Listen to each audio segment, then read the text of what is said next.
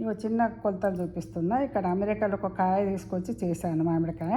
ఇక ఫస్ట్ కాయని ఇట్లా తురిమాను. తర్వాత ఇది కేజీ అయిందనుకో, కేజీ అయితే ఇది నేను చిన్నగా చెప్తున్నా, అది కేజీ కొలత చెప్పిన.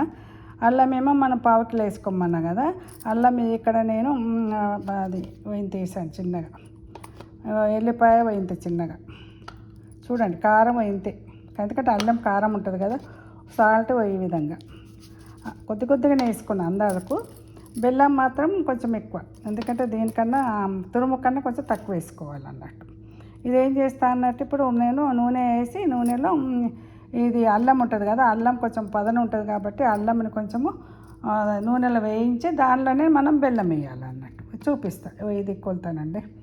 ఇది మామిడికాయ, ఇది బెల్లం, ఇది అల్లం, ఇది ఎల్లిపాయ, ఇది కారం, ఇది సాల్ట్. కాకపోతే కొంచెం చిటికెడంతా మెంతి పొడి వేసుకోవాలి, ఇంతే. ఇది దోశలకు ఇడ్లీలకు బాగుంటుంది. మన నిజామాబాద్ తెలంగాణలో చాలా బాగా వేసుకుంటారు ఇది దోశలకు ఇడ్లీ కోసం అని. మామిడికాయ సీజన్ అప్పుడు ఈ కొలతలండి. ఇవన్నీ కొద్ది కొలత అందాలకు చెప్పాను కదా. ఇప్పుడు కరెక్ట్ కొలతలు చెప్తానండి, సంవత్సరం నిల్వ ఉండేటట్టు. అల్లము దాంట్లో అల్లము మామిడికాయ తురుముతోని ఇది దోశలకు ఇడ్లీలకు బాగుంటుంది అన్నట్టు, పచ్చడిలాగా. ఏమేంటంటే నేను మళ్ళీ ఒకసారి చెప్తాను. ఇది పెద్ద కొలత, ఇవన్నీ చిన్న కొలతలు కదా, అంటే చిన్న ఒక కాయతో చేసే కొలతలు ఇవి.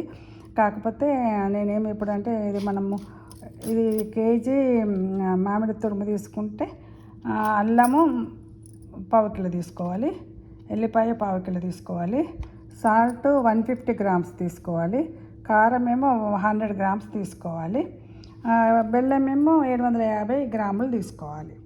మళ్ళీ తర్వాత నూనెనేమో పావు కిలో తీసుకోవాలి. కేజీ తురుము అయితే పావు కిలో నూనె తీసుకొని ఫస్ట్ ఏం చేస్తా అంటే కొంచెం నూనె వేసి దాంట్లో అల్లాన్ని కొంచెం అది వాసన ఇది ఉంటుంది కదా, పదన ఉంటుంది కదా, ఊరగాయ పాడు కాకుండా అని, ఆ పచ్చడి పాడు కాకుండా అని కొంచెం వేపి దాంట్లోనే ఈ బెల్లం వేస్తే బెల్లం కరిగిపోతుంది.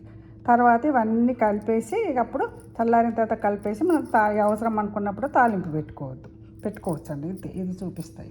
ఇప్పుడు చిన్న కడాయి కొద్దిగా కాబట్టి ఇట్లా కడాయి పెట్టిన కొంచెం ఆయిల్ పోసాను. ఆయిల్ దీంట్లో ఇప్పుడు ఇది అల్లం పచ్చి పోవాలన్నట్టు, పచ్చిదంతా కొంచెం వేపాలి.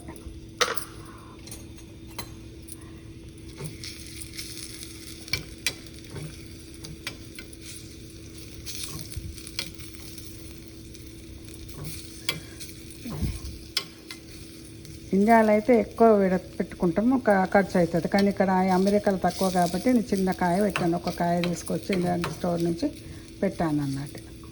ఇది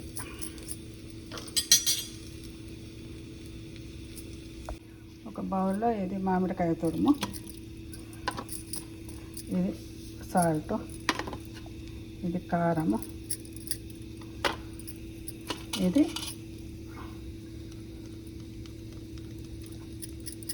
ఎల్లిపాయ. ఇక బెల్లము దీంట్లో వేస్తాం కాబట్టి దీంట్లో వేస్తలేదు. తర్వాత దీంట్లో వేసేసి కరిగించి అప్పుడు మొత్తాన్ని ఇవన్నీ మిక్స్ చేయాలి. మిక్స్ చేసి మనకు అవసరం ఉన్నప్పుడల్లా మనము తాలింపు పెట్టుకుంటే అయిపోయి ఈజీ. ఇదేం లేదు, ఇంతే. ఇది చిన్న ఒక కాయ కొలత ఎంత అయిందండి, ఒక కాయకి చేసుకుంటే. ఇప్పుడు దీంట్లోనే బెల్లం వేసేస్తున్నా. బెల్లం అదే వేడికి ఇది అయిపోతుంది. మనకు స్టవ్ వేడిగా ఉంటుంది కదా, అందుకని ఆఫ్ చేశాను స్టవ్.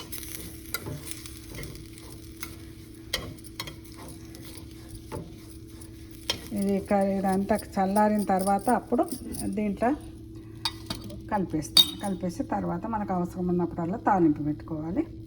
ఇవన్నీ కొలతల కోసం తీసుకున్నాయి ఇవన్నీ.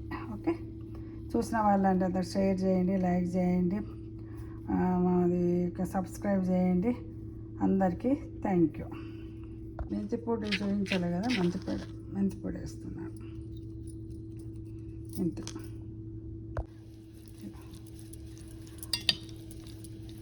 అల్లం కొంచెం వేడి చేసిన దాంట్లో బెల్లం వేసిన కదా, బెల్లం వేసి ఇప్పుడు దీంట్లో కలిపేస్తుంది. అయిపోయిందండి మామిడి తురుము ప్లస్ అల్లము బెల్లం. దోశలకు ఇడ్లీలకు బాగుంటుంది. ఒక్క కాయతో చేసుకో, ఇంత కొంచెం అయిందండి. బాటిల్లో పెట్టేస్తాను. ఇదండి దోశకు ఇడ్లీకి సూపర్ పచ్చడి.